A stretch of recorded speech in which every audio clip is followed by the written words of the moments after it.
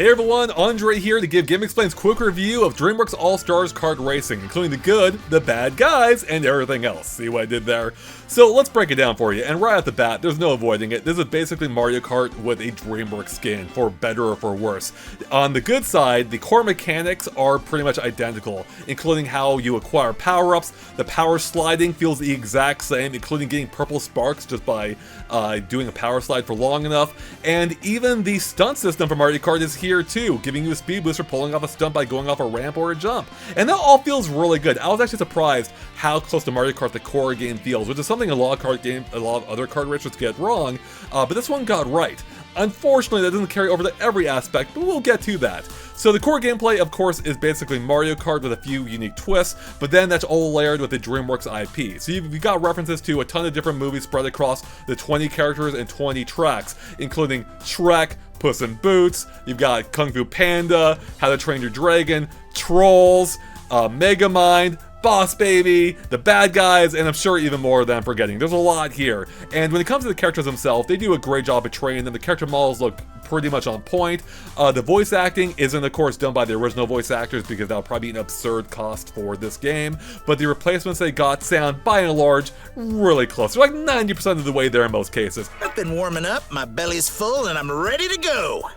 There are a handful of instances where it may stand out a little bit more, like Shrek isn't quite there in every line. I'm the new mascot. But others like Donkey pretty much nails it. Oh, pick me! Pick me! Me! Puss in Boots is great, in my opinion. Welcome to my fiesta. Make yourself at home. Your mileage may vary, but I thought the characters overall sounded great, and they feel like the characters. They have some really funny lines, including one of my favorite features is banter between each other. Greetings, push! So as you're racing past characters or pummeling them with items, you'll hear them call each other out. So Shrek will call out Fiona's name, Puss in Boots will comment on another DreamWorks character. Back, lion! I had an instance where I was playing as the Elder Turtle from Kung Fu Panda, and another character from another movie called me old. I'm like, that's rude. Dig that, old guy. And that's just a really cute detail that goes a long way to making this world feel, or this universe feel alive. And even feels more interactive than even Mario Kart. And again, I hope Mario Kart takes a lesson from this game.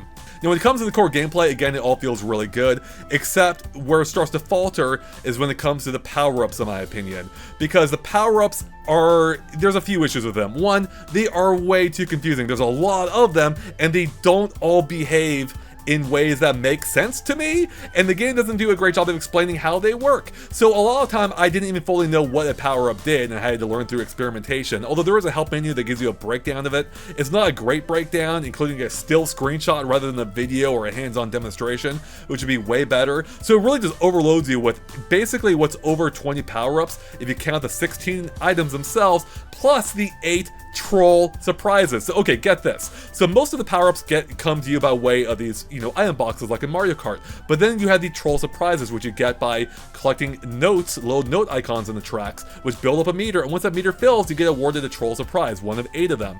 And they do different things just like power-ups, including things like giving you a speed boost or letting you clone whichever item you have into a second slot. So it's cool on paper, and I think there's a good idea there, but it adds an extra layer that's just a little bit too complex for what I think this game needs, especially when you combine that with the fact that the power-ups are all a little confusing and take a while to get used to, and I still don't even have a great grasp on what they all do or how to best use them. So yeah, interesting idea with the troll surprises. It's just a little bit much, especially with how it splits the power-ups and the troll surprises between 2 different buttons. So it's a bit much to keep track of. Now, the other problem with the power-ups, in my opinion, beyond the inherent confusion of understanding how they work, is that it feels punishing to be hit by one. Now, obviously, it's not supposed to be good when you're hit by something, but in this game it feels especially rough because it brings you basically to a complete standstill, and it just feels really punishing. And that even goes to just running into different course elements, like a wall, or not even a wall, like a small barrier that again just brings you to a halt, whereas in Mario Kart you'd bounce off of it, and it just feels disruptive to the gameplay experience.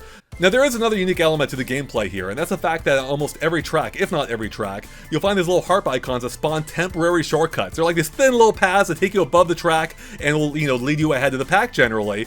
But there's a risk associated with it because they only last for a short period of time, especially in cases where you can keep extending the shortcut by collecting more harps, thereby creating multiple opportunities for you to screw up, either by falling off or having the track disappear beneath you. And what else is cool is not only can you use it, of course, but anyone behind you as well. but the risk increases for them because, you know, they have less time to make use of it. So again, it's an interesting risk versus reward mechanic that I hope Mario Kart adopts, but I think it's a really good idea. And we actually saw something similar in the Yoshi's Island track with the balloon you can pop. But yeah, cool idea that I quite liked, and really made the tracks feel a bit distinct here from your typical fare in Mario Kart. Now, when it comes to the overall tracks themselves, I feel a little mixed on them, because on the one hand, they actually all play fairly well. Like, they're easily readable, you can see where you're supposed to turn, you can see where the shortcuts are, and I appreciate that. But I play some kart racing games where it's actually hard to see what you're supposed to do. On the other hand, though, none of them felt especially great. I think this is for a few different reasons. One is that the tracks by and large feel really wide, maybe like Mario Kart 8, but the difference is that Mario Kart has 12 players, there's only 8 here, so it feels like it's way too wide for a game that doesn't need it, and it often makes the tracks feel a little barren, I think, and just kind of a little generic too, with how similar a lot of the tracks just kind of feel in the moment-to-moment gameplay. Now, a lot of the tracks do, or rather, all the tracks are of course themed to the movies that they came from. You have things like Shrek Swamp and Far Far Away Land, or some areas from the Kung Fu Panda movies, and I was generally able to place them from the movies I saw, but there were times where I had to like really think about it. Like, how is this evoking, like, what movie is this from? It doesn't tell you, and I'd figure it out eventually.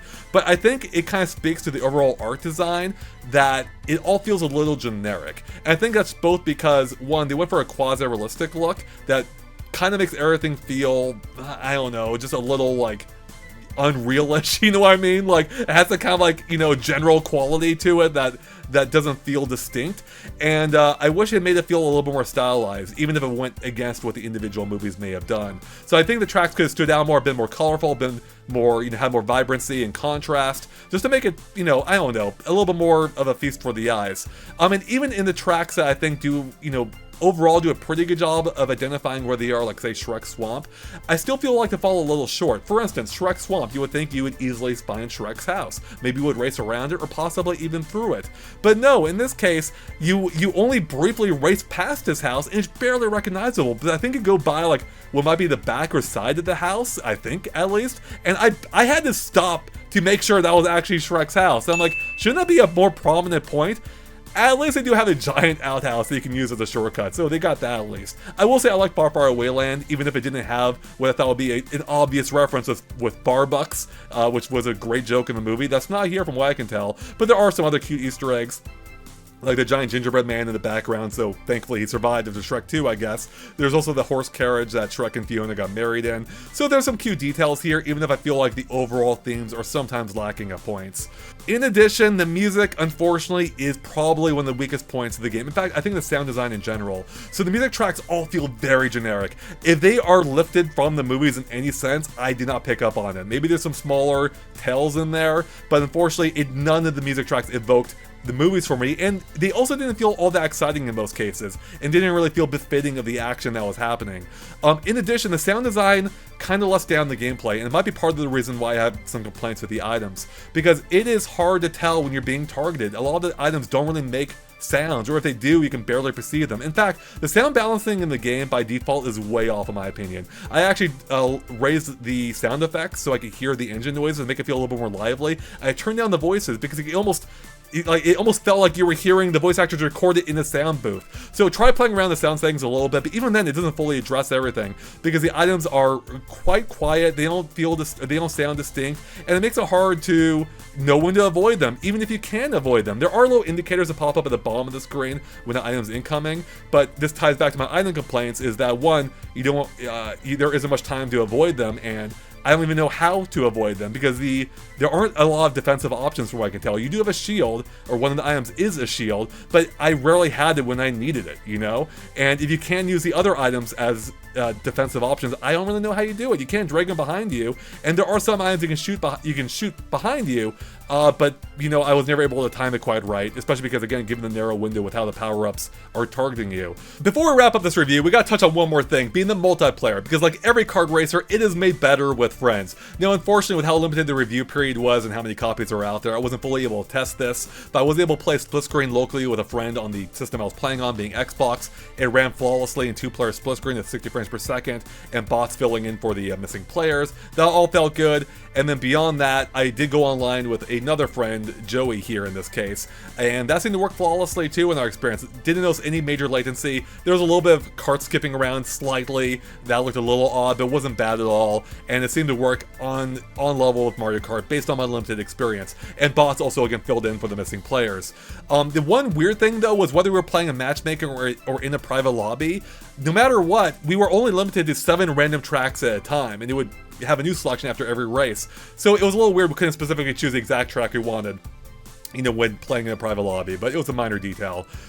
So yeah, that brings us to basically my overall verdict, and I have to say, I'm mixed on this game. I think it did some things well, some things arguably better or more interesting than Mario Kart. The in-between character banter, genius, love it. Also, I forgot to mention, I love the Lackey replacement in this case, being the little DreamWorks symbol, the boy on the moon, using his fishing pole to pull you out of the river. Great stuff, love that.